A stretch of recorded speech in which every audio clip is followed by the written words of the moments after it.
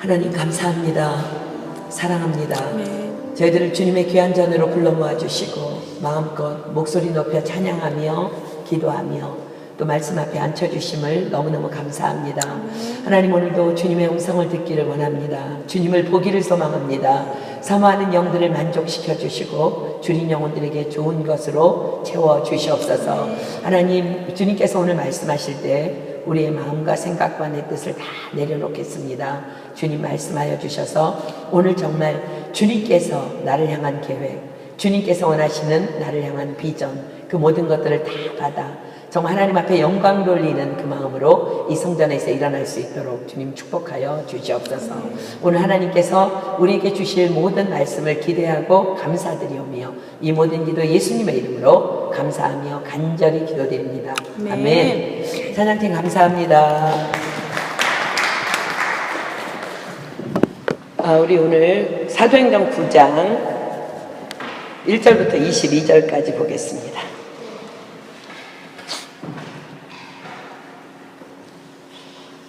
신약성경 사도행전 9장 1절로 22절 우리 교독할게요.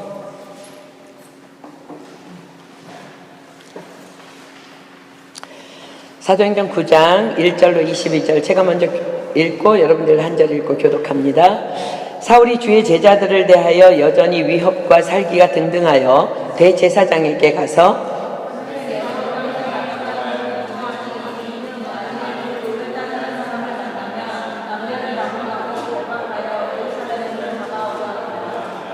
사울이 행하여 다메섹에 가까이 가더니 후련히 하늘로서 빛이 저를 둘러 비추는지라.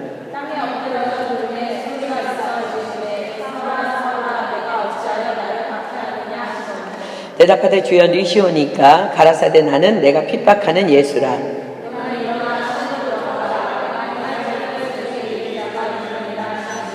같이 가던 사람들은 소리만 듣고 아무도 보지 못하여 말을 못하고 섰더라.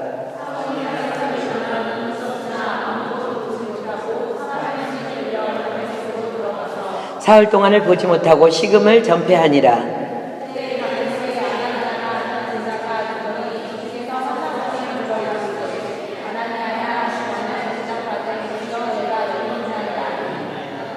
주께서 가라사대 일어나 집 가라 하는 거리로 가서 유다 집에서 5 사람 사울이라 하는 자를 찾으라. 저가 기도하는 중이다.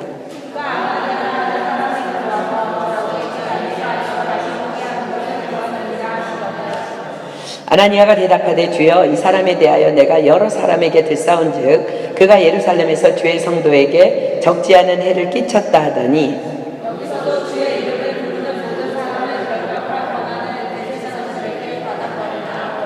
주께서 가라사대 가라. 이 사람은 내 이름을 이방인과 임금들과 이스라엘 자손들 앞에 전하기 위하여 택한 나의 그릇이라.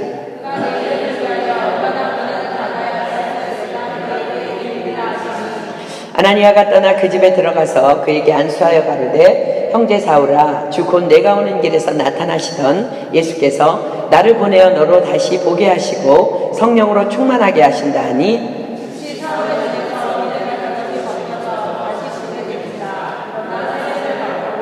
음식을 먹음에 강건하여지니라. 사울이 다메섹에 있는 제자들과 함께 며칠 있을새 듣는 사람이 다 놀라 말하되 이 사람이 예루살렘에서 이 이름 부르는 사람을 잔해하던 자가 아니냐. 여기 온 것도 저희를 결박하여 대제사장들에게 끌어가고자 함이 아니냐 하더라. 사울은 힘을 더 얻어 예수를 그리스도라 증명하여 다메섹에 사는 유대인들을 굴복시키니라. 아멘. 오늘은 우리가 너무 잘 알고 있고 또 존경하는 성경의 한 인물인 사도 바울, 즉 사울이라는 한 청년의 그리스도에게로의 극적인 회심의 사건을 중심으로 공부하겠습니다. 다메섹에서 강하게 하나님을 만난 후에 사울이라는 청년이었던 사도 바울은 우리가 지금 가지고 있는 신약 성경 27권 중에 13권의 성경을 집필하게 됩니다. 로마서, 고린도전후서, 갈라디아서, 에베소서, 빌립보서, 골로새서, 데살로니가전후서, 디모데전후서, 디도서, 빌레몬서입니다. 히브리서의 저자는 아직 명확하게 밝혀지지 않았지만 만약 가장 유력하게 지목되고 있는 바울이 쓴 것이라면 14권의 신약 성경이 바울에 의해서 기록된 책이 됩니다. 잠깐 보자면 로마서는 사도 바울이 로마 교회에 보낸 편지로서 기독교의 원리와 기독교인의 생활 윤리가 체계적으로 기술되어 있는 책입니다. 고린도전서는 바울이 고린도 교회에 처음 보낸 16장의 편지입니다. 성도로서의 합당한 생활을 권고하는 내용입니다. 고린도후서는 고린도전서를 쓴 지 1년 반 후에 다시 고린도 교회에 보낸 편지로 바울 자신이 겪은 환난과 번민을 적고 있습니다. 갈라디아서는 갈라디아에 있는 여러 교회에 보낸 편지로 율법주의에 대항해서 복음의 진리를 옹호하는, 즉 복음을 정확히 밝히고 보호하는 책입니다. 에베소서는 바울의 옥중서신입니다. 바울이 에베소 교회에 보낸 편지로 기독론과 교회론을 전개합니다. 빌립보서는 역시 로마의 감옥에서 쓴 옥중서신입니다. 빌립보 교회에 보낸 편지입니다. 골로새서는 역시 옥중서신입니다. 골로새에 있는 초대교회에 보낸 편지입니다. 데살로니가 전서는 데살로니가 교회에 보낸 첫 편지로 성도의 신앙생활과 예수님의 재림에 대해서 기록합니다. 데살로니가 후서는 데살로니가 교회에 보낸 두 번째 편지로서 예수님의 재림을 다시 강조하고 성도들의 신앙을 강조하는 책입니다. 디모데전서는 에베소 교회의 영향력 있는 리더인 자신의 제자 디모데에게 보낸 첫 번째 편지로 교회 이단과의 투쟁, 성도들의 기도, 남녀 간의 성도의 태도, 집사들의 사명 등등을 기록합니다. 디모데후서는 디모데에게 보낸 두 번째 편지로 하나님의 은혜와 복음을 위한 인내, 전도자의 직분, 성도들에게 주는 교훈 등등을 기록합니다. 디도서는 크레타 섬에서 전도 활동을 벌이던 디도에게 보낸 편지입니다. 교회의 조직, 감독법, 성도의 생활 지침 등등을 기록합니다. 디도는 사도 바울이 유능한 전도 조력자이며 헬라 사람입니다. 바울이 고린도 교회와 분쟁할 때에 크게 활약한 인물입니다. 빌레몬서도 옥중서신입니다. 바울이 골로새 교회의 성도인 빌레몬에게 개인적으로 쓴 편지입니다. 빌레몬의 노예였던 오네시모라는 종이 주인 빌레몬의 집에서 도망하여 나옵니다. 그러한 그가 바울을 만나게 되므로 신앙인으로 거듭나게 됩니다. 그런 오네시모를 그리스도 안에서 용서해 줄 것을 빌레몬에게 부탁하는 사도 바울의 편지입니다. 빌레몬서는 노예제도는 폭력이 아닌 사랑으로 폐지되어야 한다는 인류 최초의 노예 폐지를 위한 선언문이기도 합니다.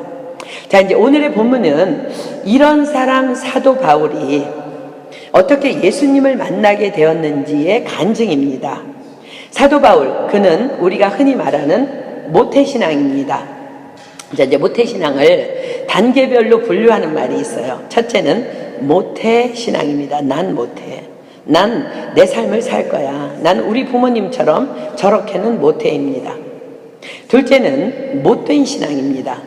기도의 은혜인 줄도 모르고 부모님들이 하니까 기도의 은혜인지도 모르고 한번 나가보자고 맘먹고 교회에 나와서는 그저 듣고 알고 자란 코딱지만한 지식을 가지고 계속 교회를 판단하고 말씀을 판단하고 성도를 판단하는 못된 신앙입니다.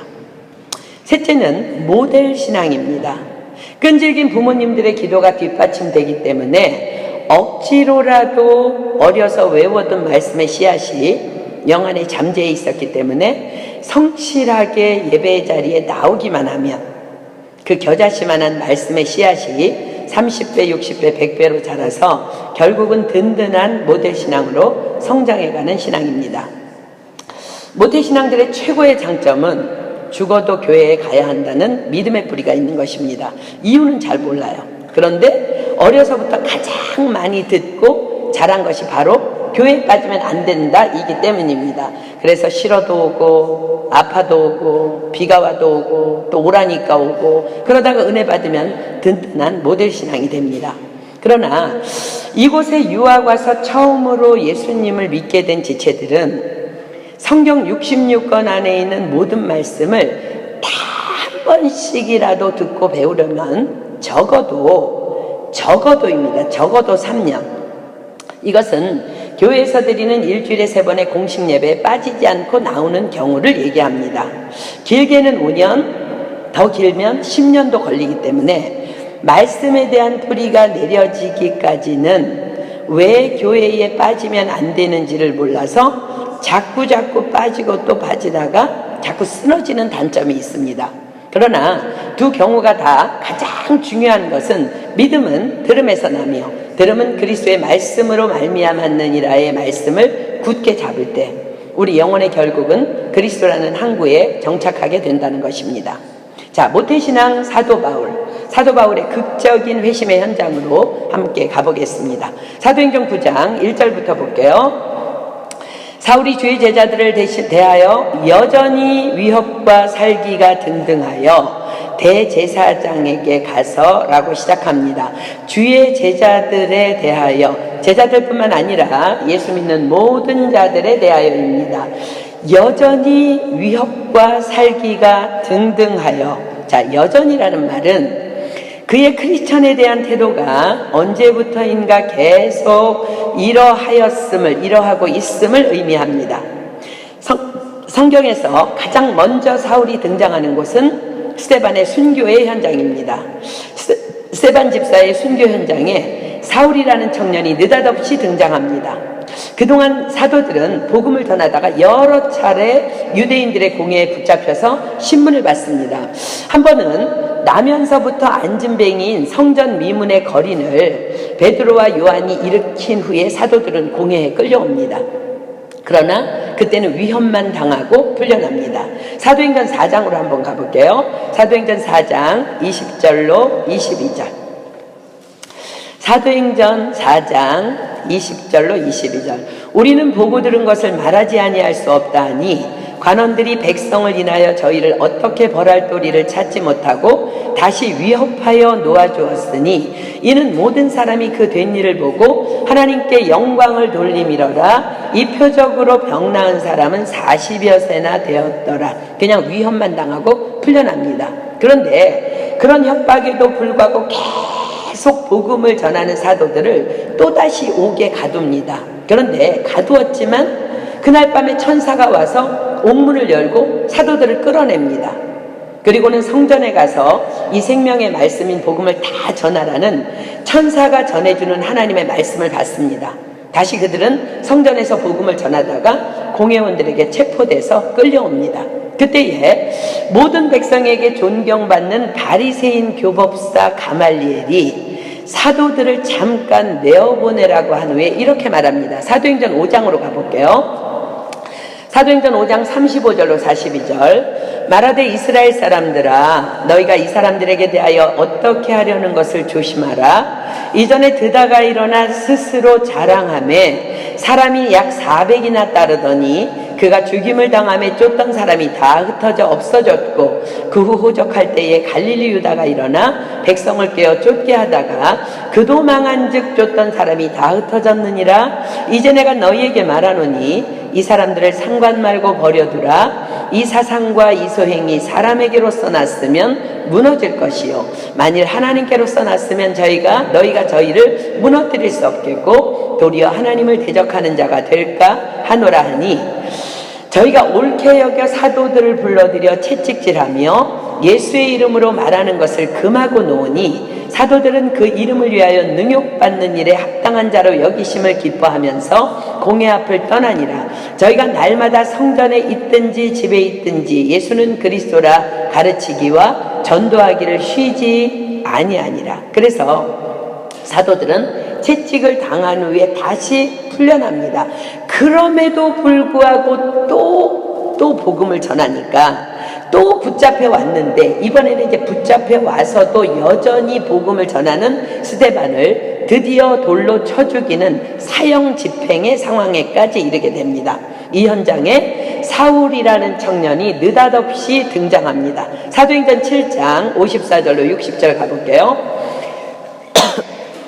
저희가 이 말을 듣고 마음에 찔려 저를 향하여 이를 갈거늘 스데반이 성령이 충만하여 하늘을 우러러 주목하여 하나님의 영광과 및 예수께서 하나님 우편에 서신 것을 보고 말하되 보라 하늘이 열리고 인자가 하나님 우편에 서신 것을 보노라 한데 저희가 큰 소리를 지르며 귀를 막고 일심으로 그에게 달려들어 성 밖에 내치고 돌로 칠세 증인들이 옷을 벗어 사울이라 하는 청년의 발 앞에 두니라. 저희가 돌로 스데반을 치니 스데반이 부르짖어 가로되 주 예수여 내 영혼을 받으시옵소서 하고 무릎을 꿇고 크게 불러 가로되 주여 이 죄를 저들에게 돌리지 마옵소서 이 말을 하고 자니라. 자, 이제 58절에 성 밖에 내치고 돌로 칠세 증인들이 옷을 벗어 사울이라 하는 청년의 발 앞에 두니라. 사울이라는 청년이 이 사형 집행에 있어서 어떤 공무상의 중요한 역할을 했음을 암시합니다. 그리고 다음 장 8장 1절은 이렇게 기록합니다. 사울이 그의 죽임당함을 마땅히 여기더라. 그날에 예루살렘에 있는 교회에 큰 핍박이 나서 사도 외에는 다 유대와 사마리아 모든 땅으로 흩어지니라. 경건한 사람들이 스데반을 장사하고 위하여 크게 울더라. 사울이 교회를 잔멸할세 각 집에 들어가 남녀를 끌어다가 옥에 넘기니라. 자, 사울이라는 사람이 스데반의 죽임을 마땅히 여겼답니다. 그리고 또 교회를 잔멸할세 각 집에 들어가서 남녀를 끌어다가 옥에 넘깁니다.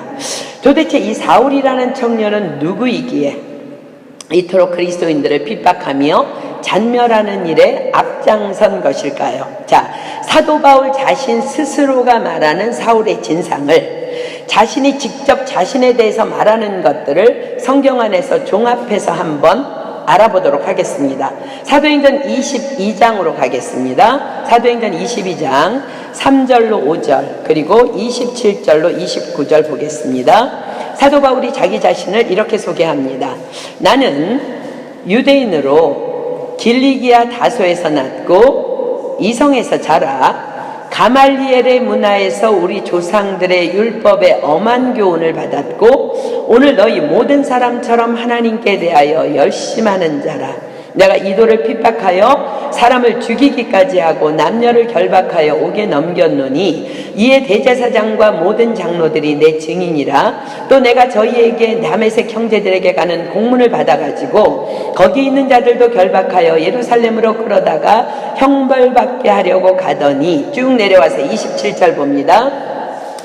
천부장이 와서 바울에게 말하되 내가 로마 사람이냐 내게 말하라. 가로되 그러하다. 천부장이 대답하되 나는 돈을 많이 들여 이 시민권을 얻었노라. 바울이 가로되 나는 나면서부터로라 하니 신문하려던 사람들이 곧 그에게서 물러가고 천부장도 그가 로마 사람인 줄 알고 또는 그 결박한 것을 인하여 두려워하니라. 사울은 자신을 이렇게 소개합니다. 나는 유대인입니다. 길리기아 다소 사람이며 가말리엘의 문화에서 가르침을 받은, 그래서 우리 조상들의 율법의 엄한 교훈을 받았고 오늘날 유대의 유명한 모든 사람들인 당신들처럼 하나님께 대하여 열심하는 자입니다. 그리고 자신은 로마 시민권자라고 말합니다. 또 사울은 나는 바리새인이요 또 바리새인의 아들이라고 자신을 소개합니다. 사도행전 23장 6절 볼게요. 바울이 그 한 부분은 사두개인이요 한 부분은 바리새인인 줄 알고 공회에서 외쳐가로되 여러분 형제들아 나는 바리새인이요 또 바리새인의 아들이라. 죽은 자의 소망 곧 부활을 인하여 내가 신문을 받노라. 자, 바리새인들은 가정에서부터 엄격한 가정교육으로 하나님에 대한 믿음 훈련이 시작됩니다. 유대법으로는 5살이 되면, 여기 우리 프랑스 나이 5살이 아니고요, 유대인의 5살은 한국 5살입니다. 유대인은 태어나면서 1살이 되기 때문에, 그러니까 3살, 4살입니다. 5살이 되면 성경 공부를 시작하고 10살이 되면 율법 전승들을 공부해야 한다고 규정 짓고 있습니다. 당연히 사울도 이 규례를 따라 5살 때부터 성경을 배웠으며 10살 때의 유대교의 중요한 문헌들을 암송하였으며 또한 천막 만드는 기술도 함께 익히게 됩니다. 유대교의 사상은 생각과 행동을 함께 할 수 있는 교육 지표를 갖고 있습니다. 이러한 유대교육의 목표는 학교 안에서 이념과 실천, 즉 생활교육이 함께 병행되어야 함을 의미합니다.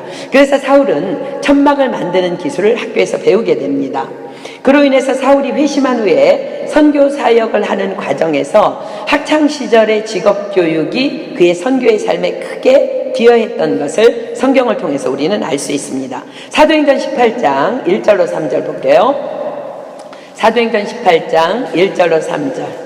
이후에 바울이 아덴을 떠나 고린도에 이르러 아굴라라 하는 본도에서 난 유대인 하나를 만나니 글라우디오가 모든 유대인을 명하여 로마에서 떠나라 한 고로 그가 그 안에 브리스길라와 함께 이달리아로부터 새로 온지라 바울이 그들에게 가매 업이 같음으로 함께 거하여 일을 하니 그 업은 장막을 만드는 것이더라. 자, 데살로니가후서 3장 6절로 9절 볼까요? 바울은 이렇게 자랐기 때문에 도무지 행동하지 않는 자들에 대해서 이해하지 못합니다. 사도 바울은 데살로니가후서 3장 6절로 9절을 통해서 이렇게 기록합니다.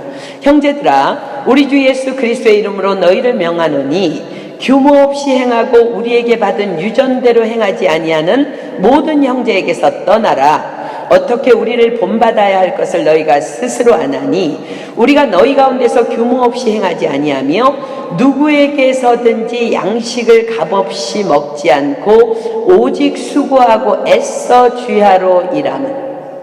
사도 바울은 자비량 선교사라는 거예요. 자기는 일을 하면서 사역을 하는 것을 어려서부터 그렇게 배웠다는 것입니다. 그러니까 자비량 선교라는 것은요, 유대교의 이게 유전입니다.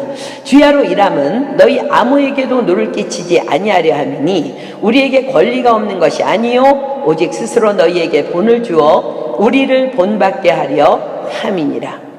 또한 사울은 율법을 더 배우기 위해서 가말리엘에게 보내집니다. 사울이 유대인들에게 자기 내력을 이야기하는 것을 보면 그는 가말리엘 밑에서 율법을 배우기 위해서 예루살렘에 오랫동안 거주한 것을 알 수 있습니다. 자, 사도행전 22장 3절로 가볼게요. 나는 유대인으로 길리기아 다소에서 났고 이성 예루살렘을 말합니다. 이성에서 자라 가말리엘의 문화에서 우리 조상들의 율법에 엄한 교훈을 받았고 오늘 너희 모든 사람처럼 하나님께 대하여 열심하는 자라. 사울은 가말리엘 문화에서 수학하였는데 그의 스승은 그냥 일반적인 문화생들이 배우는 가말리엘의 아들 시몬 가말리엘이 아니고 그의 아버지인 가말리엘 1세였습니다. 가말리엘 1세는 사울과 같은 베냐민 지파 출신으로 바리새주의자의 큰 우두머리였습니다. 그래서 바울은 회심한 후에 자랑이 아닌 복음을 위해서 자신이 얼마나 엄한 율법 교리의 교육을 받았는지를 자주 말하면서 그러나 그것은 복음 앞에서는 배설물밖에 되지 않는다고 선포합니다. 자, 갈라디아서 1장으로 갑니다. 갈라디아서 1장 13절로 14절. 갈라디아서 1장 13절로 14절. 내가 이전에 유대교에 있을 때에 행한 일을 너희가 들었거니와 하나님의 교회를 심히 핍박하여 잔해하고 내가 내 동족 중 여러 영갑자보다 유대교를 지나치게 믿어 내 조상의 유전에 대하여 더욱 열심히 있었으나. 자, 빌립보서로 이어집니다. 빌립보서 3장 4절로 9절. 빌립보서 3장 4절로 9절. 그러나 나도 육체를 신뢰할 만하니 만일 누구든지 다른 이가 육체를 신뢰할 것이 있는 줄로 생각하면 나는 더욱 그러하리니 내가 8일 만에 할례를 받고 이스라엘의 족속이요 베냐민의 지파요 히브리인 중에 히브리인이요 율법으로는 바리새인이요 열심으로는 교회를 핍박하고 율법의 의로는 흠이 없는 자로라. 그러나 무엇이든지 내게 유익하던 것을 내가 그리스도를 위하여 다 해로 여길 뿐더러 또한 모든 것을 해로 여김은 내 주 그리스도 예수를 아는 지식이 가장 고상함을 인함이라. 내가 그를 위하여 모든 것을 잃어버리고 배설물로 여김은 그리스도를 얻고 그 안에서 발견되려 함이니 내가 가진 의는 율법에서 난 것이 아니요 오직 그리스도를 믿음으로 말미암은 것이니 곧 믿음으로 하나님께로서 난 의라. 그렇습니다. 사울은 완전한 교육을 받은 율법학자이며 인정받은 법관이었습니다. 또한 유대인의 규례대로 출생 8일 만에 할례를 받음으로써 자신은 하나님의 것이라는 의미의 선민의 표시를 자신의 몸에 지니고 있었습니다. 그렇기 때문에 사울은 자신이 율법의 의로는 흠이 없는 자였음을 고백합니다. 사울 그는 혈통적으로 볼 때 그냥 단순한 이스라엘 사람이 아니라 이스라엘의 귀족이었습니다. 또한 그는 로마 시민권을 가지고 헬라 문화권 안에서 살고 있었기 때문에 히브리어와 헬라어에 능통한 이중 언어를 구사하는 인재였습니다. 그러나 그는 결코 헬라 문화에 물들지 않는 정통 유대 보수주의자였습니다. 한마디로 사울은 그 시대에 지성인 중에 지성인이었다는 것을 말합니다. 그런데 이 사울이라는 청년이 지금 어떤 상태에 있다고요? 자, 이제 본문 다시 1절로 갑니다. 사울이 주의 제자들을 대하여 여전히 위협과 살기가 등등하여 대제사장에게 가서 여전히 위협과 살기가 등등하여, 위협과 살기가 등등하다는 것, 이것은 지성을 뛰어넘어 감정으로 넘어간 상태를 의미합니다. 이것은 어떤 잘못된 일에 대한 단순한 판단이나 정죄를 뛰어넘는 분노의 감정입니다. 이성을 잃은 차원입니다. 사단의 영입니다. 왜 이 사울이라는 청년은 그리스도 예수를 믿는 자들에 대해 위협과 살기가 그토록 등등했을까요? 오늘날 우리 시대의 그 사회개혁가들, 그 개혁을 위한 운동권에 있는 자들, 그것을 위해 투쟁하는 자들을 살펴보면 그들에게는 공통적으로 드러나는 것들이 몇 가지가 있습니다. 그들은 그 일을 위해서 학교를 그만두고 가정이나 주위에서 또 사회에서 환영하지 않지만 그럼에도 불구하고 젊은 나이에 휴학을 해가며 과감히 행동에 들어갑니다. 그리고 자신들이 계획한 불법 일정대로 과격한 행동을 합니다. 이런 운동권에 있는 사회개혁을 실천하는 자들에게는 크게 세 가지 요소의 특징을 갖고 있습니다. 첫째는 행동하지 않는 양심, 행동하지 않는 지성, 행동하지 않는 신앙을 몹시 경멸한다는 것입니다. 옳다고 생각하면 행동해야지 비겁하다는 것입니다. 그래서 그들은 교회를, 동료 교수들을, 지성인들을 경멸합니다. 둘째는 그러므로 자신들의 행동, 자신들의 지성, 자신들의 열심, 자신들의 양심, 자신들의 신앙에 대해서 뿌듯한 자부심을 갖습니다. 나는 비록 손해를 보지만 민족과 국가와 역사를 위해서 기꺼이 행동하며 스스로 고난을 자처하고 그래서 고난이 신앙의 클라이막스라고 믿고 있습니다. 굶주리고 매맞고 쫓겨다니는 고통, 그 안에서 자화상과 자부심을 마음껏 느낍니다. 세 번째는 그 행동 때문에 일어나는 불법을 행하는 것. 왜요? 법이 그것들을 허락하거나 인정하지 않기 때문에 그렇습니다. 즉 폭력을 쓰고 투쟁을 하는 것. 그러나 그것들은 그럴 수밖에 없는 필요한 역사적인 과정이며 당연히 그러한 오류들은 용서받아야 할 오류라고 떳떳이 생각한다는 것입니다. 이렇게 행동하는 지성인들은 아무도 말리거나 설득할 수 없습니다. 부모도 학교도 아무도 설득하지 못합니다. 그들은 스스로가 성자적인 모습이라고 자처하기 때문에 정죄도 어렵습니다. 도무지 받아들이지 않기 때문입니다. 그들은 행동하지 않는 지성인들을 향해 비록 우리가 하는 행동이 당신들 보기에 잘못되었다 할지라도 당신들은 행동하지 않기 때문에 결국은 너희들은 비겁하다고, 할 말 없다고 못을 박아버립니다. 아무도 못 말립니다. 그러니까 그들이 싸우는 대상은 사실은 하나가 아닌 둘인 셈입니다. 적군과도 싸우고 아군과도 싸우는 것입니다. 정의를 위해 싸운다고 하면서 또 자신들처럼 나서지 않고 방관하듯 가만히 앉아있는 자들을 향해 분노와 혈기를 쏟아냅니다. 결국은 정의와 공의는 사라지고 악과 악이 싸우게 되는 것입니다. 이런 모습을 가진 자가 바로 오늘 본문의 주인공 사울입니다. 그는 당시 나이가 약 30세 정도가 넘은 것으로 추정합니다. 스데반이 순교한 때가 AD 33년입니다. 그러면 예수님께서도 AD 33년에 십자가에 죽으시고 부활하셨기 때문에 스데반은 예수님이 부활하신 지 얼마 안 되는 때에 순교합니다. 그때 사울은 청년이었습니다. 유대인의 청년은 24살에서 40살을 일컫습니다. 그런데 스데반이 사형집행에 중요한 역할을 감당했다면 분명 30은 넘었다는 것을 의미합니다. 왜냐하면 유대인들은 30세가 넘어야만 중요한 직분을 감당할 자격이 주어졌기 때문입니다. 또 하나의 증거 자료는 빌레몬서입니다. 빌레몬서가 쓰인 연도는 약 AD 60년경인데 그 서신의 바울이요, 자기를 이렇게 얘기해요.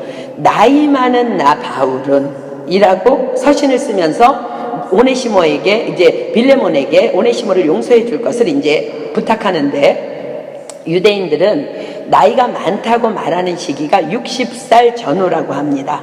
그러면 당시 나이가 약 60은 되었고 그때는 AD 60년경이었기 때문에 본문의 사울의 나이는 대략 30세 정도로 추정합니다. 굳이 지금 사울의 나이를 따져보는 이유는 이렇습니다. 사울은 예수님과 비슷한 나이에 비슷한 시대의 사람이라는 것입니다. 그리고 가말리엘 문화생으로 예루살렘에서 오랜 동안 살았습니다. 그 말은 예수님께서 태어나셨을 때부터 세례 받으시던 일, 그리고 가르치시던 일, 병을 고치시던 일, 그리고 하나님의 아들이라는 참남한 말을 했다는 소문들, 게다가 제자 가룟 유다에 의해 은 30에 팔린 일, 제자들이 붙잡히시던 밤에 다 도망하던 일, 십자가에 처형된 일, 그날 하늘이 덮이고 성전 성소의 휘장이 찢어진 일, 무덤들이 일어나 죽은 자가 살아났다고 난리가 난 일, 무덤에 장사했는데 시체가 없어진 일, 아마도 제자들이 시체를 가져다가 어디다 두었다는 소문들, 예수가 부활했다는 소문들, 그의 제자들이 부활하신 주님을 만났다고 말한 일, 그분이 나타났다가 승천했다는 일, 그 황당한 말을 믿고 120문도가 마가의 다락방에 모여 기도하다가 성령이라는 것을 받고 그때부터 제자들이 미친 듯이 돌아다니며 예수 그리스도의 복음을 전하러 다닌 일, 다 익히 알고 다 익히 듣고 있었다는 것입니다. 예수님을 만난 후에 사도 바울은요, 유대인들에게 이런 사람이었습니다. 자, 사도행전 24장 5절 한번 볼까요? 사도행전 24장 5절. 우리가 보니 이 사람은 연병이라 천하에 퍼진 유대인을 다 소욕해 하는 자요 나사렛 이단의 괴수라. 사도 바울이 회심한 후에 유대인들에게 들었던 말입니다. 그러한 그가 오늘의 본문 다메섹에서 예수님을 만나기 전까지 사울 또한 이 황당한 이야기를 해가며 헛소리를 짓거리고 있는 그리스도인들을 미친 이단들의 짓거리라고 확정짓고 있었습니다. 그런데 이 미친 집단들을, 참남하기 짝이 없는 이 예수를 믿는다는 자들을 똑똑하다는 유대인 지도자들이, 제사장들이, 서기관들이, 바리새인들이, 사두개인들이 어쩌지를 못하는 거야. 모여서 맨날 어찌해야 할지를 궁리나하고 있지 도무지 뭔가 확실한 결정을 내리지 못한 채 행동하지 않고 있었다는 것입니다. 그래서 사울은 일어납니다. 저 미친 나사렛 이단의 괴수들을, 천하의 연병 같은 자들을 다 잡아들이고야 말리라. 내가 저것들의 씨를 말리리라. 사울의 분노는 예수를 믿는 이단 괴수 집단과 행동하지 않는 지성인들인 유대인 지도자를 향한 내가 본때를 보여주겠다는 분노였습니다. 분노는 사단의 영입니다. 분노가 일어나자 그의 내면에는 이젠 그들을 향한 위협과 살기가 등등해지므로 더 이상 이성을 잃은 무모한 행동이 계속해서 자행됩니다. 자, 사도행전 8장 1절에서 3절 다시 한번 볼게요. 제정신이 아닙니다. 사단의 영입니다. 사울이 그의 죽임당함을 마땅히 여기더라. 그날에 예루살렘에 있는 교회에 큰 핍박이 나서 사도 외에는 다 유대와 사마리아 모든 땅으로 흩어지니라. 경건한 사람들이 스데반을 장사하고 위하여 크게 울더라. 사울이 교회를 잔멸할세 각 집에 들어가, 상상해 보세요. 미친 거죠. 집에 들어가서 예배 드리는 사람들, 막 예수 믿는 사람 다 끌어다가 다 옥에다 넘깁니다. 교회에 들어가서 예배 드리는 모든 자들을 다 잡아다가 옥에 가두어 버립니다. 이제는 그것도 모자라서 예루살렘뿐만 아니라 다른 지역에서도 그 돌을 쫓는 자를 만나기만 하면 다 예루살렘에 끌어다가 옥에 쳐넣을 수 있는 공문을 제사장에게 받아 다메섹으로 출발합니다. 자, 본문 2절 봅니다. 다메섹 여러 회당에 갈 공문을 청하니 이는 만일 그 돌을 쫓는 사람을 만나면 물온 남녀하고 결박하여 예루살렘으로 잡아오려 함이라. 다메섹은요 현재 시리아 공화국의 수도입니다. 영어로는 다마스커스, 아랍어로는 디마시크입니다. 근데 이 다메섹은 예루살렘에서 약 250km의 거리입니다. 그 당시는 차가 없죠, 그죠? 나귀를 탄다고 해도 좋기 5일이 걸리는 거리입니다. 행동하는 지성인 청년 사울은 뜨거운 열정을 가지고 다메섹까지 그리스도의 도를 믿는 자들을 잡아 가두려고 길을 떠납니다. 그리고 그 다메섹에 가까이 갔을 때에 호련히 그리스도 예수님의 성령의 임재를 경험합니다. 자, 본문 3절 봅니다. 사울이 행하여 다메섹에 가까이 가더니 호련히 하늘로서 빛이 저를 둘러 비추는지라. 호련히. 언제 이런 일이 또 있었죠? 마가의 다락방에 임하셨던 그 성령의 역사를 생각나게 합니다. 자, 사도행전 2장 1절로 4절 보겠습니다. 오순절날이 이미 이름에 저희가 다 같이 한 곳에 모였더니 호련히 하늘로부터 급하고 강한 바람 같은 소리가 있어 저희 앉은 온 집에 가득하며 불의 혀같이 갈라지는 것이 저희에게 보여 각 사람 위에 임하여 있더니 저희가 다 성령의 충만함을 받고 성령이 말하게 하심을 따라 다른 방언으로 말하기를 시작하니라. 약속하신 성령님을 기다리며 전혀 기도에 힘쓰고 있던 예수님의 제자들을 비롯한 120문도에게 임하셨던 그 성령님의 능력이 다메섹을 향해서 가는 그 청년 사울 개인에게 호련히 임하는 장면입니다. 자, 본문 3절 봅니다. 다시. 사울이 행하여 다메섹에 가까이 가더니 호련히 하늘로서 빛이 저를 둘러 비추는지라. 자, 이 장면은 사도행전 다른 두 곳에도 기록됩니다. 지금 본문의 기록은 사도행전을 기록한 누가가 기록한 것이고요. 다른 두 곳의 증언은 법정에 선 사도 바울이 직접 그 당시를 증언한 당시 상황입니다. 자, 사도행전 22장 6절로 8절 갈게요. 사도행전 22장 6절로 8절. 가는데 다메섹에 가까웠을 때에 오정쯤 되어 호련히 하늘로서 큰 빛이 나를 둘러 비추매 내가 땅에 엎드러져 드리니 소리 있어 가로되 사울아 사울아 내가 왜 나를 핍박하느냐 하시거늘 내가 대답하되 주여 뉘시니까 하니 가라사대 나는 내가 핍박하는 나사렛 예수라 하시더라. 자, 사도행전 26장에 또 갑니다. 사도행전 26장 13절로 18절. 이것도 사울이 본인이 직접 간증합니다. 왕이여 때가 정원화되어 길에서 보니 하늘로서 해보다 더 밝은 빛이 나와 내 동행들을 둘러 비추는지라. 우리가 다 땅에 엎드러짐에 내가 소리를 들으니 히브리 방언으로 이르되 사울아 사울아 내가 어찌하여 나를 핍박하느냐 가시체를 뒷발질하기가 내게 고생이니라. 내가 대답하되 주여 뉘시니까 주께서 가라사대 나는 내가 핍박하는 예수라. 일어나 내 발로 서라. 내가 내게 나타난 것은 곧 내가 나를 본 일과 장차 내가 내게 나타날 일에 너로 사환과 증인을 삼으려 함이니 이스라엘과 이방인들에게서 내가 너를 구원하여 저희에게 보내어 그 눈을 뜨게 하여 어두움에서 빛으로 사단의 권세에서 하나님께로 돌아가게 하고 죄사함과 나를 믿어 거룩히 된 무리 가운데서 기업을 얻게 하리라 하더이다. 자, 오늘의 본문은 호련히 하늘로서 빛이 저를 둘러 비추는지라 라고 기록하고요. 사도행전 22장은 오정쯤 되어 호련히 하늘로서 큰 빛이 나를 둘러 비추매 라고 기록하고, 지금 방금 본 사도행전 26장은 때가 정원화되어 길에서 보니 하늘로서 해보다 더 밝은 빛이 나와 내 동행들을 둘러 비추는지라. 자, 정오는 낮 시간 중에 가장 해가 밝은 시간입니다. 그런데 하늘로서 비춘 그 빛은 정오의 그 해보다 더 밝은 빛이라고 사도 바울이 간증합니다. 즉 빛이신 예수님이 오신 것입니다. 나는 세상의 빛이니 나를 따르는 자는 어둠에 다니지 아니하고 생명의 빛을 얻으리라. 예수님이 오신 것입니다. 본문 4절 봅니다. 땅에 엎드러져 들음에 소리 있어 가라사대 사울아 사울아 내가 어찌하여 나를 핍박하느냐 하시거늘. 자, 땅에 엎드러져 들음에 라고 기록하는데 사도행전 26장은 우리가 다 땅에 엎드러짐에 라고 기록합니다. 빛으로 임하신 강력한 성령님의 임재로 말미암아 모두가 다 엎드러져 버린 상황이 된 것을 의미합니다. 겟세마네 동산에서 예수님께서 잡히시던 밤에도 이러한 일이 있었음을 여러분들 기억하십니까? 자, 요한복음 18장에 가볼까요? 요한복음 18장 4절로 6절. 요한복음 18장 4절로 6절.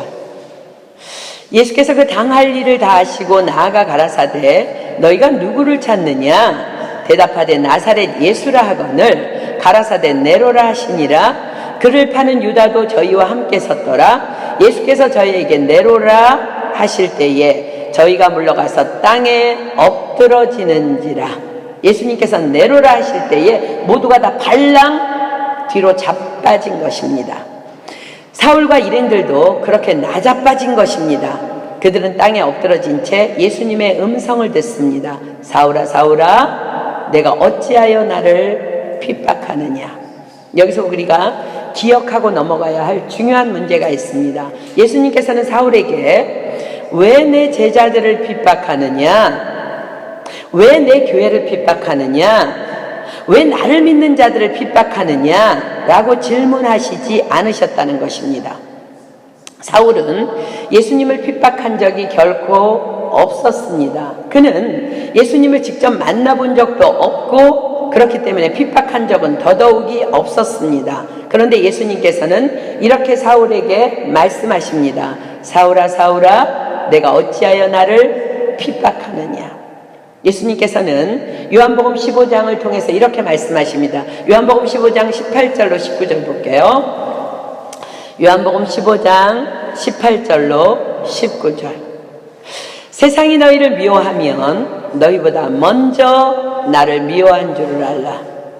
너희가 세상에 속하였으면 세상이 자기의 것을 사랑할 터이나 너희는 세상에 속한 자가 아니요 도리어 세상에서 나의 택함을 입은 자인고로 세상이 너희를 미워하느니라. 고린도전서 3장 23절 봅니다. 고린도전서 3장 23절.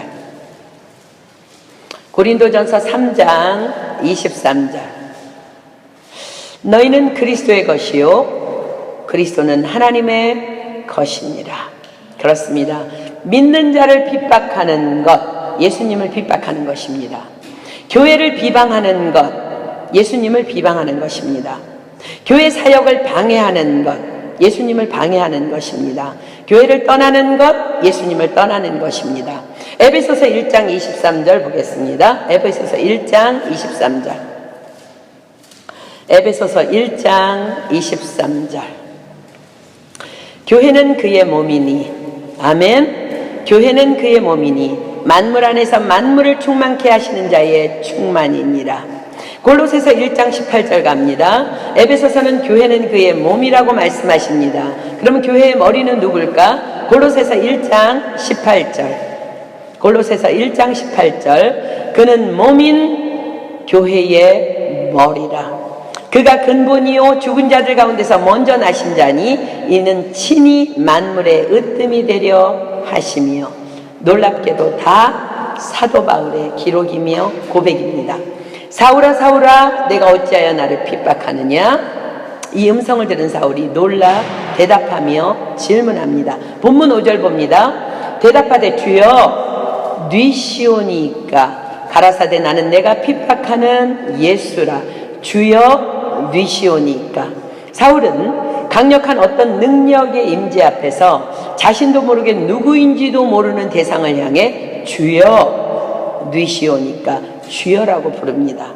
그러자 예수님께서 대답하십니다. 나는 내가 핍박하는 예수라. 사울은 분명히 예수라는 자가 십자가에서 죽은 것을 알고 있습니다. 그리고 그는 분명히 무덤에 장사되었습니다. 그런데 그의 제자들이 그는 하나님의 아들이시며 그렇게 그분은 3일 만에 부활하셨으며 또한 그들은 부활하신 그분을 보았고 또 하늘로 오르셨다는 이 황당하고도 참남한 도를 가르치는 자들을 향해 또 행동하지 않는 지성인들을 향해 분노하며 자신이 직접 나서서 이 이상한 집단의 씨를 말리려 가고 있는 이때에 빛에 엎드러진 자신이 주여라고 부른 그분이 나는 내가 핍박하는 예수라 라고 말씀하신 것입니다. 더 자세한 기록을 담은 사도행전 26장으로 다시 가보겠습니다. 사도행전 26장 13절로 18절. 왕이여 때가 정원화되어 길에서 보니 하늘로서 해보다 더 밝은 빛이 나와 내 동행들을 둘러 비추는지라. 우리가 다 땅에 엎드러짐에 내가 소리를 들으니 히브리 방언으로 이르되 사울아 사울아 내가 어찌하여 나를 핍박하느냐. 가시채를 뒷발질하기가 내게 고생이니라. 내가 대답하되 주여 누시니이까. 주께서 가라사대 나는 내가 핍박하는 예수라. 일어나 내 발로 서라. 내가 내게 나타난 것은 곧 내가 나를 본 일과 장차 내가 내게 나타날 일에 너로 사환과 증인을 삼으려 함이니 이스라엘과 이방인들에게서 내가 너를 구원하여 저희에게 보내어 그 눈을 뜨게 하여 어둠에서 빛으로 사단의 권세에서 하나님께로 돌아가게 하고 죄사함과 나를 믿어 거룩히 된 무리 가운데서 기업을 얻게 하리라 하더이다. 그리고 예수님께서 계속 말씀하십니다. 본문 6절 봅니다. 내가 일어나 성으로 들어가라. 행할 것을 내게 이를 자가 있느니라 하시니 같이 가던 사람들은 소리만 듣고 아무도 보지 못하여 말을 못하고 섰더라. 자, 소리만 듣고 아무도 보지 못하여. 사도행전 22장 9절은 이렇게 기록합니다. 사도행전 22장 9절. 사도행전 22장 9절. 나와 함께 있는 사람들이 빛은 보면서도 나더러 말하시는 이의 소리는 듣지 못하더라. 자, 동행한 사람들은 함께 빛에 엎드러졌고 어떤 소리는 이렇게 하는 소리는 분명히 들었지만 사울에게 말씀하시는 소리는 정확히 듣지 못했다는 말씀입니다. 사울이 땅에서 일어납니다. 그러나 그는 아무것도 볼 수 없었습니다. 본문 8절 봅니다. 사울이 땅에서 일어나 눈은 떴으나 아무것도 보지 못하고 사람의 손에 끌려 다메섹으로 들어가서. 여러분, 이때 사울의 심정은 어떠했을까요? 예수 믿는 자들을 다 잡아 가두겠다며 앞장서서 지휘하며 다메섹으로 당당히 가던 그가 갑자기 빛 앞에서 꼬꾸라지더니 앞이 보이질 않습니다. 이젠 누군가의 도움이 없이는 한 발짝도 움직일 수 없는 신세가 되어버린 것입니다. 참 처참했을 것입니다. 아무것도 보이지 않는 사울은 동행들에게 부탁합니다. 그래서 자신이 들은 음성대로 순종하여 자신을 다메섹 성으로 데려다 줄 것을 부탁합니다. 6절에 주님께서 말씀하셨죠. 내가 일어나 성으로 들어가라. 행할 것을 내게 이를 자가 있느니라. 그러나 어디 누구의 집으로 갈 것에 대해서는 아무것도 말씀하시지 않습니다. 그는 일단 다메섹 성으로 들어가서 숙소를 정했을 것입니다. 자, 9절 보겠습니다. 사흘 동안을 보지 못하고 식음을 전폐하니라. 식음을 전폐하였다는 것은 사울이 금식 기도를 하였음을 말합니다. 이 중요한 시점에서 경건한 바리새인 청년 사울은 금식하지 않을 수 없었을 것입니다. 경건한 유대인들은 정한 절기 금식 외에도 자신의 죄를 회개하기 위하여 전쟁을 앞두고 임박한 국가적 개인적 위기 상황이 있을 때, 또 아픈 자의 치유를 위해 죽은 자를 애곡하기 위해 등등의 다양한 이유로 하나님을 향해 금식 기도를 했습니다. 청년 사울 또한 호련히 위기의 문제 앞에 서게 됩니다. 자신이 지금껏 핍박하며 참남하다 믿고 있던 나사렛 이단 괴수 예수가 자신에게 나타나신 것입니다. 뭔가 그의 영안에 꿈틀거리는 흔들림이 있습니다. 그들의 말이 모두 사실이라면. 게다가 그 빛의 체험 이후로 앞이 보이지 않는 상태가 되었습니다. 사울은 금식하지 않을 수 없었던 것입니다. 게다가 사울은 하나님의 말씀과 율법에 정통한 율법학자였습니다. 말씀을 붙잡고 부르짖어 기도할 수밖에 없었을 것입니다. 사울은 예레미야를 기억합니다.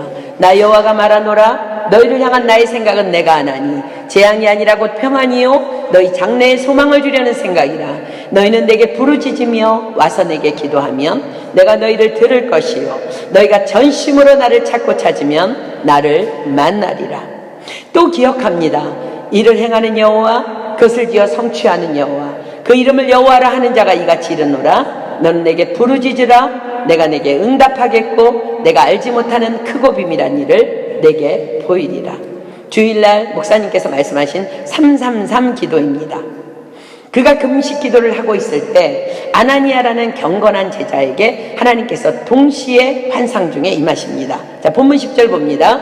그때 다메섹에 아나니아라 하는 제자가 있더니 주께서 환상 중에 불러 가라사대 아나니아야 하시거늘 대답하되 주여 내가 여기 있나이다 하니 주께서 가라사대 일어나 집가라는 거리로 가서 유다 집에서 5사람 사울이라 하는 자를 찾으라. 저가 기도하는 중이다.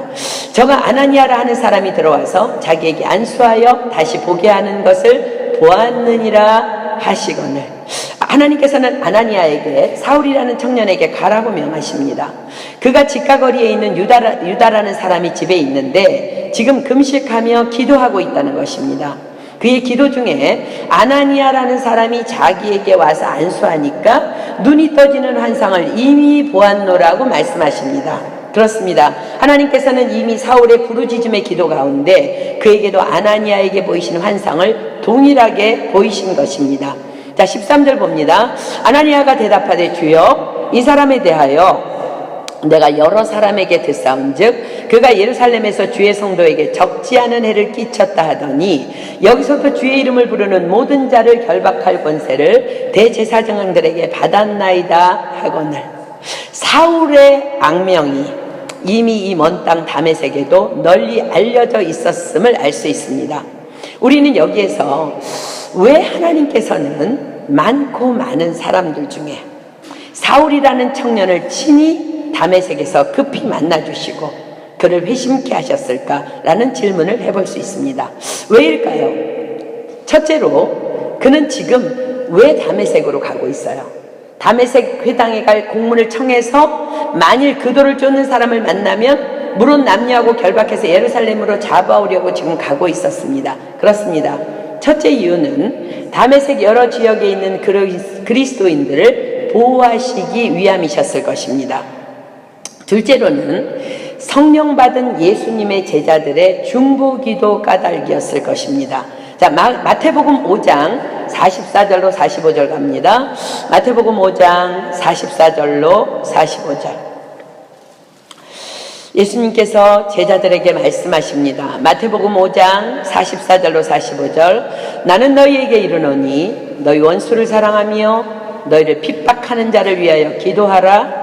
이같이 한즉 하늘에 계신 너희 아버지의 아들이 되리니 이는 하나님이 그 해를 악인과 선인에게 비추게 하시며 비를 의로운 자와 불의한 자에게 내리우심이니라. 아멘. 그렇습니다. 분명히 제자들 또 많은 믿음의 사람들 거의 광적으로 그리스도인들을 핍박하고 있는 사울을 위한 분명히 그들은 기도했을 것입니다. 그들의 중보기도의 응답이었을 것입니다. 사랑하는 여러분, 가족을 위한, 이웃을 위한, 나라를 위한 중보기도를 멈추지 마시기를 축복합니다. 반드시 하나님께서 하나님의 시간에 하나님의 때에 응답하실 줄 믿습니다. 자, 세 번째 가장 중요한 이유입니다. 이런 사울 같은 행동하는 지성인은 도무지 그 누구도 오직 성령님 외에는 아무도 변화시킬 수 없었기 때문입니다. 아나니아에게 주께서 다시 말씀하십니다. 본문 15절 봅니다. 주께서 가라사대 가라. 이 사람은 내 이름을 이방인과 임금들과 이스라엘 자손들 앞에 전하기 위하여 택한 나의 그릇이라. 그렇습니다. 우리를 부르시는 하나님의 부르심에는 분명한 목적이 있으십니다. 여러분들 왜 우리를 부르셨을까요? 가족 구원을 위해, 죽어가는 이웃을 위해 열방을 향한 복음 전도자로 우리를 부르신 것입니다. 사울은 이방인들에게, 임금들에게, 이스라엘 자손들에게 복음을 전하라고 부르심을 받습니다. 사울은 그 일에 쓰임받기에 충분히 준비된 그릇이었습니다. 자, 이방인들, 그는 로마 시민권을 가지고 헬라 문화권에서 자랐기 때문에 언어에도 능통했으며 이방 문화에 익숙했기 때문에 그들에게 복음을 전하기엔 아주 적합한 그릇이었습니다. 임금들, 높은 지위에 있는 자들입니다. 사울은 그들 앞에 서기에도 전혀 부족함이 없는 지식을 갖춘 지성인 중에 지성인이었습니다. 이스라엘 자손들 또한 사울은 이스라엘의 율법에 정통했기 때문에 이스라엘에게도 복음을 전하기에 부족함이 없는 그릇이었습니다. 이젠 예수 그리스도만 믿으면 되는 것입니다. 복음에 대해 위협과 살기가 등등하여 복음을 핍박하던 그가 그 복음을 위해 준비된 그릇이었음이 참으로 아이러니합니다. 자, 본문 16절 봅니다.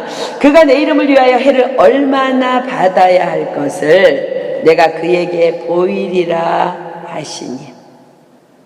복음에 대하여 위협과 살기가 등등하여 핍박하던 그가 복음을 위하여 엄청난 핍박을 받게 될 것을 말씀하십니다. 실로 복음을 위해 사도 바울이 받은 핍박은 엄청난 것을 바울이 자신이 쓴 서신서에 기록합니다. 자, 고린도후서 11장 23절로 28절 볼까요? 이 말씀을 보면 참 놀랍습니다. 고린도후서 11장 23절로 28절 봅니다. 어디서 많이 보던 행동들이 여기에 기록됩니다.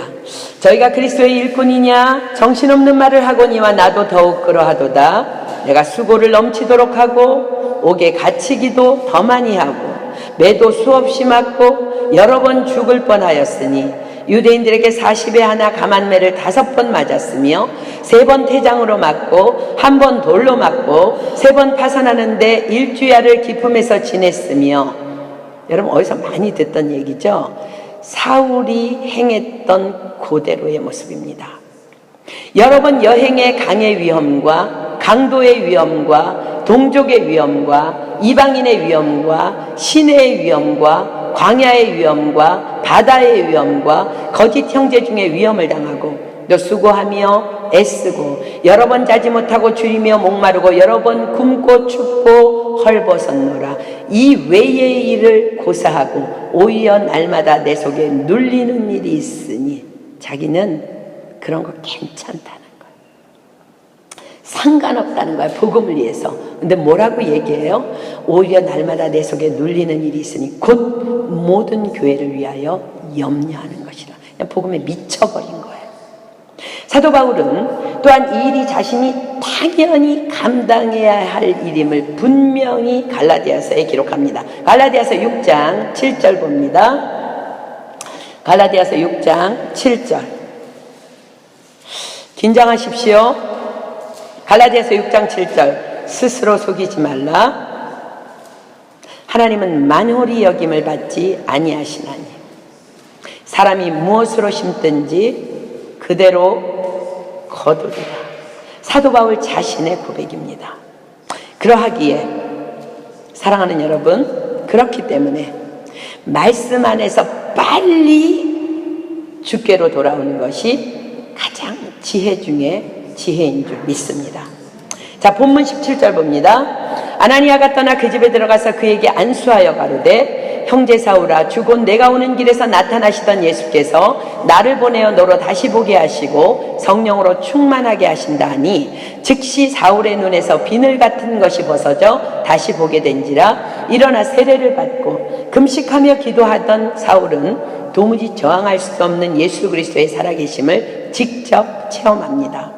기도 중에 아나니아라는 사람이 자신을 안수하여 눈을 뜨게 하는 환상을 보았고 그 환상대로 정말로 아나니아라는 사람이 오더니 안수하며 이렇게 선포합니다. 형제 사울아, 주 곧 내가 오는 길에서 나타나시던 예수께서 나를 보내어 너로 다시 보게 하시고 성령으로 충만케 하신다. 내가 오는 길에서 나타나시던 예수께서. 그 예수를 생각할 때 눈에서 어떤 비늘 같은 것이 벗어지며 사울의 눈이 떠집니다. 성령님의 임재를 경험하였지만 여전히 믿어지지 않는 그 예수 그리스도의 하나님 되심이, 그분이 과연 메시아 되심이, 그리고 그분은 과연 부활하셨고 지금도 살아계심이, 지금도 살아서 역사하심이 도무지 의심할 수 없는 사실로 믿어지는 그 순간이 바울에게 온 것입니다. 그는 주저함 없이 즉시 세례를 받습니다. 예수 그리스도를 영접하여 그분을 자신의 주님으로 모시겠노라는 하나님 앞에서의 헌신을 결정한 것입니다. 19절 봅니다. 음식을 먹음에 강건하여지니라. 사울이 다메섹에 있는 제자들과 함께 며칠 있을새 그는 이제 더 이상 금식을 할 이유가 없어졌습니다. 그는 즉시 금식을 중단하고 음식을 먹고 힘을 내어 일어납니다. 그리고 더 이상 큰 자라는 이름의 의미를 가진 사울이 아닌 하나님 앞에서 작은 자라는 의미인 바울로 본 어게인하게 됩니다. 자, 본문 20절 봅니다. 즉시로 각 회당에서 예수의 하나님의 아들이심을 전파하니 듣는 사람이 다 놀라 말하되 이 사람이 예루살렘에서 이 이름을 부르는 사람을 잔해하던 자가 아니냐? 여기 온 것도 저희를 결박하여 대제사장들에게 끌어가고자 함이 아니냐 하더라. 사울은 힘을 더 얻어 예수를 그리스도라 증명하며 다메섹에 사는 유대인들을 굴복시키니라. 예수 그리스도를 만난 자들의 완전한 모습입니다. 그렇습니다. 예수님을 만난다는 것은 이렇게 놀라운 일일 수밖에 없는 사건입니다. 그러나 이것이 다라고 착각하지는 마십시오. 사도 바울은 이 이후에 아라비아에 가서 3년이라는 시간을 말씀 훈련을 받습니다. 그리고 그 다음에 사도로 사명을 감당합니다. 우리도 그래서 말씀 훈련을 받아야만 하는 것입니다. 여러분들은 예수님을 믿은 후에 어떻게 변화되었습니까? 어떤 사람들은 이렇게 질문하면 나도 사도 바울처럼 예수님을 그렇게 만나고 싶다며 난 그런 만남이 전혀 없어서인지 그저 그냥 그렇게 믿고 있지 특별한 어떤 변화가 없다고 말하곤 합니다. 과연 그럴까요? 과연 그렇습니까? 우리가 기억해야 할 것은 사울도 사실은 예수님의 음성만 들었지 실제로 예수님을 보거나 직접 만난 것은 아니라는 것입니다. 그러나 그럼에도 불구하고 사도 바울은 자신이 예수님을 보았노라고 자신 있게 선포합니다. 자, 고린도전서 15장 2절로 8절 봅니다. 고린도전서 15장 2절로 8절. 고린도전서 15장 2절로 8절. 너희가 만일, 자, 여기 굉장히 중요한 메시지가 담깁니다. 너희가 만일 나의 전한 그 말을 굳게 지키고 헛되이 믿지 아니하였으면 이로 말미암아 구원을 얻으리라. 구원이 어떻게 온다고요? 말씀으로 온다는 거예요. 내가 받은 것을 먼저 너희에게 전하였노니 이는 성경대로, 성경 안에 구원이 있습니다. 성경대로 그리스도께서 우리 죄를 위하여 죽으시고 장사 지낸 바 되었다가 성경대로 사흘 만에 다시 살아나사 게바에게 보이시고. 여러분, 사도 바울은요 성경에 기록된 그대로를 믿는 것입니다. 후에 성경 게바에게 보이시고 후에 12제자에게와 그 후에 500여 형제에게 일시에 보이셨나니 그 중에 지금까지 태반이나 살아있고 어떤 이는 잠들었으며 그 후에 야고보에게 보이셨으며 그 후에 모든 사도에게와, 여기까지는 전부 직접 예수님을 본 사람들입니다. 그런데 맨 나중에 만삭되지 못하여 난 자 같은 내게도 보이셨느니라. 사도 바울은요 그 다메섹 선상에서 빛의 임재를 경험해서 엎드러졌고 그분의 음성을 들었을 뿐이지 그분은 보지 못했습니다. 그럼에도 불구하고 자신은 보았다고 자신 있게 선포합니다. 사랑하는 여러분, 예수님이 누구십니까? 예수님은 말씀이 육신이 되어 오신 분입니다. 우리가 말씀이신 예수님을 믿는다면 그것은 예수님을 만난 것입니다. 아니, 만난 정도가 아니라 영원히 함께 그분과 지금 동행하고 있는 것입니다. 그러나 사울처럼 강력한 예수님의 성령님의 임재를 경험한 적이 없다고, 그래서 뜨거움을 체험하고 싶다는 사람이 있다면, 많은 사람들이 강력한 하나님과의 만남을 갈망하고 있는데 그런 사람이 있다면 아주 간단합니다. 이렇게 하십시오. 누가복음 11장 9절로 13절 갑니다. 누가복음 11장 9절로 13절. 어쩌면 여러분들이 이 일을 지금까지는 하지 않았지만 이제부터 해야 될 줄 저는 믿습니다. 누가복음 11장 9절로 13절 봅니다. 내가 또 너희에게 이르노니 구하라 그러면 너희에게 주실 것이요 찾으라 그러면 찾을 것이요 문을 두드리라 그러면 너희에게 열릴 것이니 구하는 이마다 받을 것이요 찾는 이가 찾을 것이요 두드리는 이에게 열릴 것이니라. 너희 중에 아비된 자 누가 아들이 생선을 달라 하면 생선 대신에 뱀을 주며 알을 달라 하면 전갈을 주겠느냐. 너희가 악할지라도 좋은 것을 자식에게 줄 줄 알거든 하물며 천부께서 구하는 자에게 성령을 주시지 않겠느냐 하시니라. 구하십시오. 찾으십시오. 두드리십시오. 구하는 자에게 찾는 자에게 두드린 자에게 성령을 주시마 약속하고 계시지 않습니까? 그렇습니다. 기도하면 언제나 가능합니다. 마가의 다락방에 임하신 성령의 뜨거운 불이 임하기를 또 다메섹 선상에서 사울을 만나주신 그 예수님을 만나기 위해 단 한 번이라도 힘을 다해 목숨을 다해 마치 죽을 것 같이 기도해 본 적이 있습니까? 주님을 뜨겁게 만나고 싶다면 이렇게 기도하십시오. 반드시 하나님께서 역사해 주실 것입니다. 사도 바울은 고린도후서에 나같이 완약한 자도 만나주신 하나님을 기억하며 사도 바울은 성령님의 능력에 대해서 이렇게 기록합니다. 고린도후서 10장 3절로 6절 갑니다. 고린도후서 10장 3절로 6절. 우리는 많은 경우 이렇게 얘기합니다. 너무 저 사람은 똑똑해서 예수를 봅니다. 그런 거 없어요. 기도 안 하기 때문이에요. 고린도후서 10장 3절로 6절 봅니다. 우리가 육체에 있어 행하나 육체대로 싸우지 아니하노니 우리의 싸우는 병기는 육체에 속한 것이 아니요 오직 하나님 앞에서 견고한 진을 파하는 강력이라. 성령님을 말씀하고 계십니다. 자, 성령님의 능력은 모든 이론을 파하며 하나님 아는 것을 대적하여 높아진 것을 다 파하고 자기 생각이 자기 얘기죠. 사도 바울이 모든 생각을 사로잡아 그리스도에게 복종케 하니 너희의 복종이 온전히 될 때에 모든 복종치 않는 것을 벌하려고 예비하는 중에 있노라. 사랑하는 여러분, 여러분들의 신앙이 왜 지금에서 이 자리에 이렇게 머물러 있으며 왜 이 정도밖에 되지 않을까요?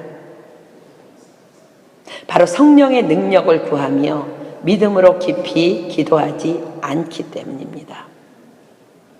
여러분, 왜 기도하지 않습니까? 고집입니다. 고집. 완악한 고집. 마치 사울과 같은 완고한 고집.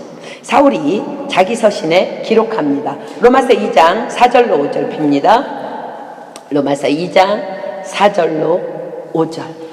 여러분, 오늘 고집 버려야 돼요. 여러분, 잘난 거 하나도 없어요. 성령님이 임재 앞에 박살나야 합니다. 로마서 2장 4절 5절 봅니다. 혹 내가 하나님의 인자하심이 너를 인도하여 회개케 하심을 알지 못하여 그의 인자하심과 용납하심과 길이 참으심의 풍성함을 멸시하느뇨 다만 내 고집과. 왜 이러고 살고 있다고? 고집부리니까. 여러분, 성령님은 강력한 능력이십니다. 여러분의 삶 다 보여줄 수 있습니다. 앞길 다 인도할 수 있습니다. 여러분, 성령으로 기도하면 성령 충만할 수 있습니다. 다만 내 고집과 회개치 아니한 마음을 따라 진노의 날 곧 하나님의 의로우신 판단이 나타나는 그날에 임할 진노를 내게 쌓는도다. 자신의 얘기예요. 자신의 고백이에요. 내가 그랬기 때문에 당신들 고집 버려야 된다는 거예요. 사랑하는 여러분, 고집을 버리고 우리 정말 기도의 사람 돼야 합니다.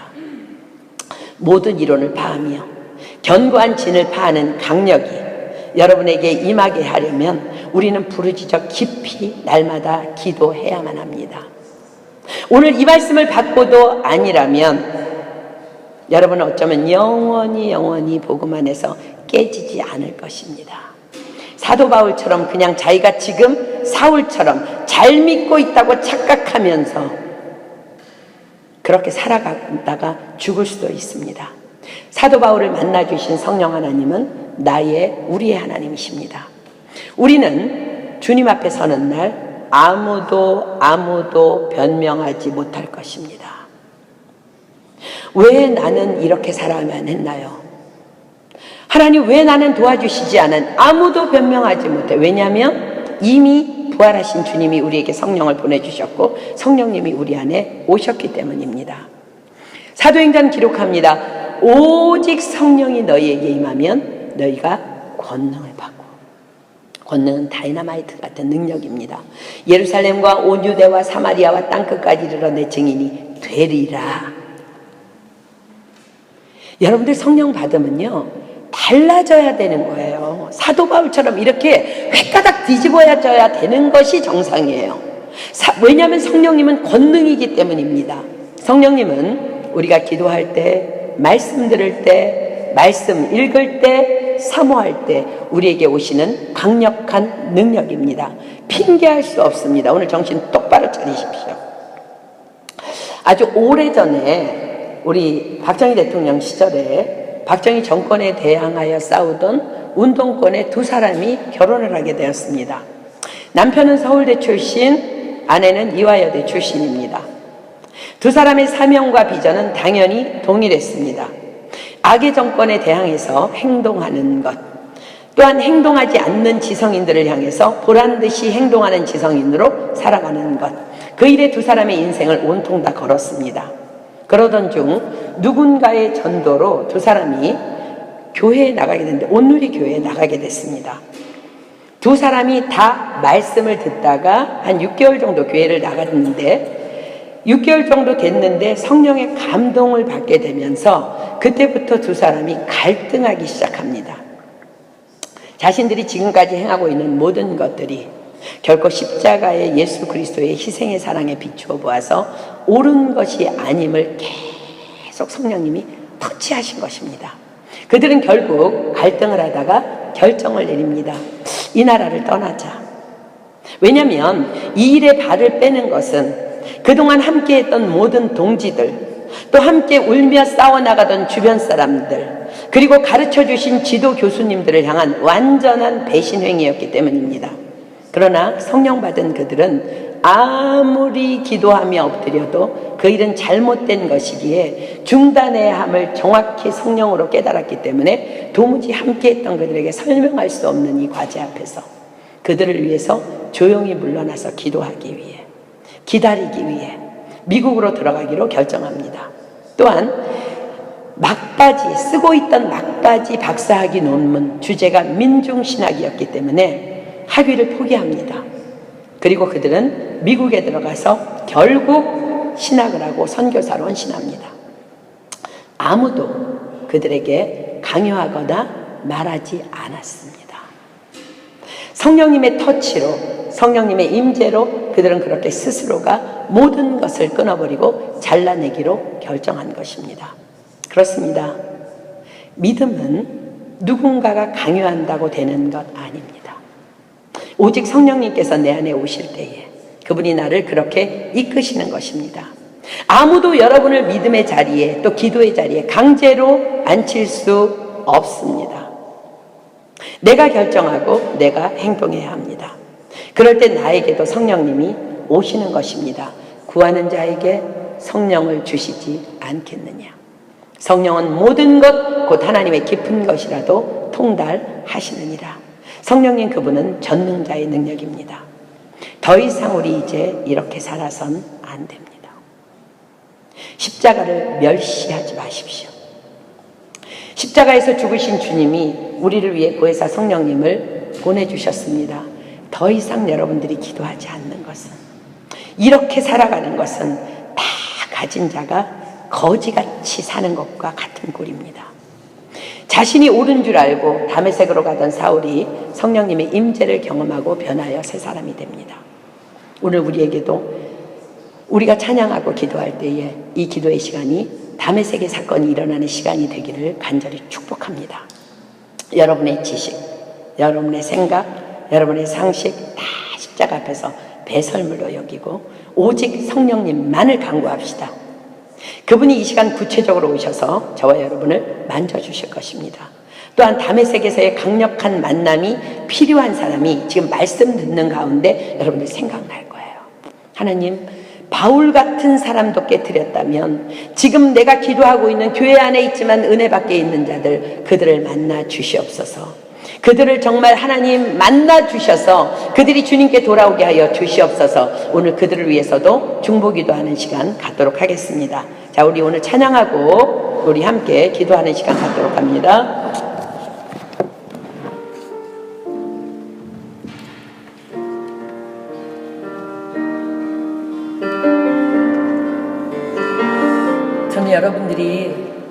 지금까지의 신앙의 모습에서 오늘 새로 태어나기를 축복합니다. 사랑하는 여러분, 성령님은 여러분의 모든 것입니다. 그분이면 충분합니다. 여러분의 삶의 모든 문제, 여러분들이 엎드려 기도할 때 성령님이 오셔서 나를 충만케 하실 때 그 모든 것은 성령님 안에서 이루어질 것입니다. 이제 더 이상 이렇게 살지 맙시다. 왜 기도하지 않아요? 고집 버리십시오. 고집으로 나가는 것, 징계를 쌓는 것이라고, 진노를 쌓는 것이라고 사도 바울이 자신의 간증을 섞어서 우리에게 오늘 성경을 통해 권면합니다. 하나님이 이제 지금까지처럼의 그런 기도 생활 말고, 하나님 내가 목숨 걸고 사울이 다메섹에서 만났던 그 강력한 하나님의 임재, 오순절 마가의 다락방에 임했던 그 강력한 임재, 그것을 날마다 체험하며 하나님 안에서 성령 충만함을 받고 나아가는 내로 변화되기를 소망합니다. 이 시간 찬양할 때 이 가사의 내용을 여러분 것으로 만드세요. 그리고 진정으로 고백하고 우리 찬양하고 하나님 앞에 그렇게 기도하는 시간 갖도록 하겠습니다.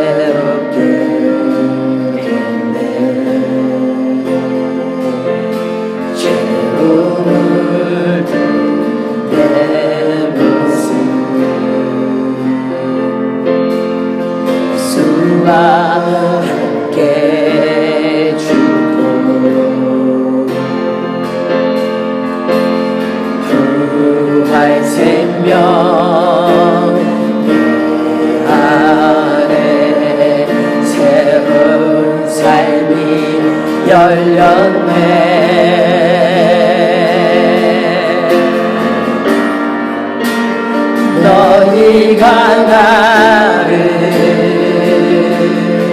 택한 것이 아니요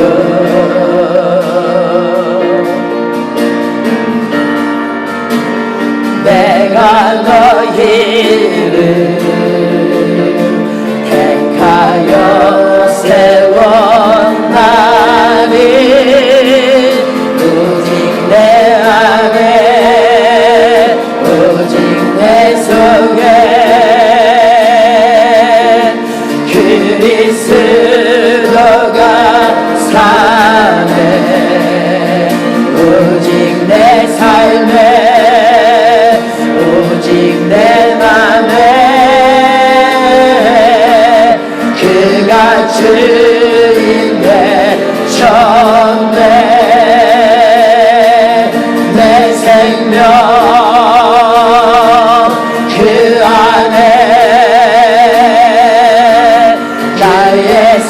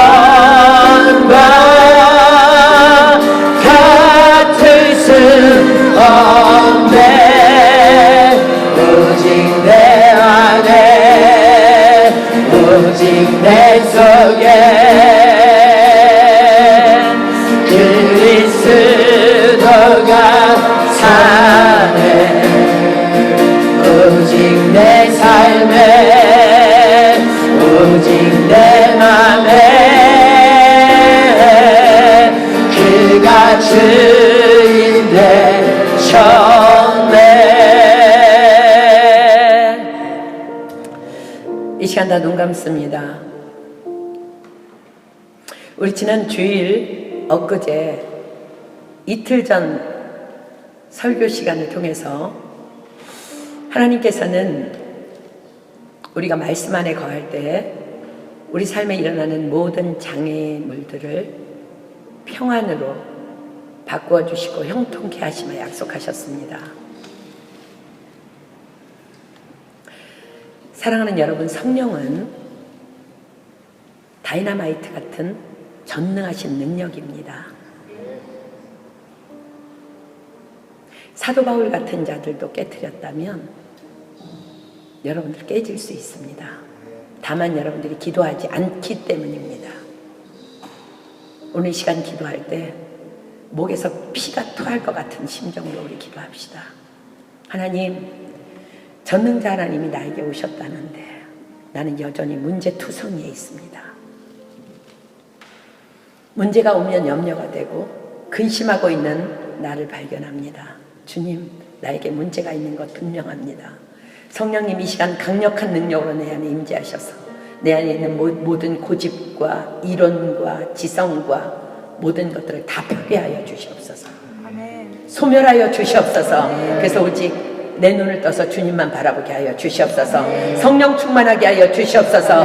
마가의 다락방에 임하셨던 성령님, 다메섹 선상에서 사울에게 임하셨던 성령님, 이 시간 우리에게 나에게 임하여 주시옵소서. 이제는 성령 충만함으로만 살아가기를 소망합니다. 하나님, 고집을 버리고 기도하는 자가 되기를 소망합니다. 하나님, 오늘의 은혜로 내일 살 수 없습니다. 내일 또 기도하는 자 되게 하여 주시고 모레 또 기도하는 자 되게 하시고 주님 오시는 그날까지 그렇게 기도하다가 하나님의 영광 가운데 쓰임받는 그릇 되게 하여 주시옵소서. 이 시간 우리 주여 삼창합니다. 시작! 주여! 주여! 주여!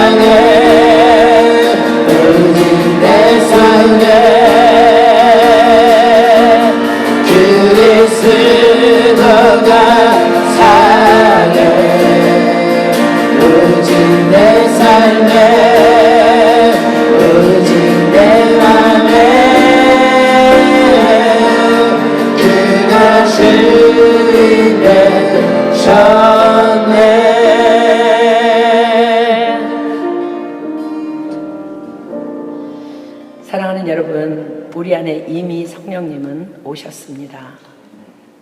우리는 그분을 품고 날마다 성령으로 충만해야 합니다. 그럴 때 우리는 육신의 생각을 버릴 수 있습니다. 육신의 생각은 하나님과 원수가 된다고 말씀하십니다. 여러분들이 기도하지 않는데 어떻게 영의 생각으로 살 수 있습니까? 육신의 생각은 하나님과 원수가 되나니 하나님의 말씀에 굴복하지 아니할 뿐 아니라 할 수도 없다고 말씀하십니다. 여러분이 멀쩡히 잘 살고 있는 것 같지만 기도하지 않는 인생은 오늘도 하나님의 원수로 살아가는 것 뿐입니다. 고집을 버리십시오. 사울아 사울아, 내가 왜 나를 핍박하느냐 말씀하셨습니다. 교회를 핍박하던 사울에게 왜 나를 핍박하느냐고 말씀하십니다. 오늘 하나님께서 교회를 통해서 여러분들에게 말씀하십니다. 기도하라고. 그래서 성령으로 충만하라고. 오늘 이 말씀을 멸시한다면 여러분들 예수님을 멸시하는 것입니다. 하나님은 성령 안에서 여러분의 인생을 완전히 회복시키시고 축복하시겠다고 약속하시고 보장하고 계십니다. 또한 여러분들 저 사람은 안 돼. 그 교만 버리십시오. 사도 바울도 됐습니다.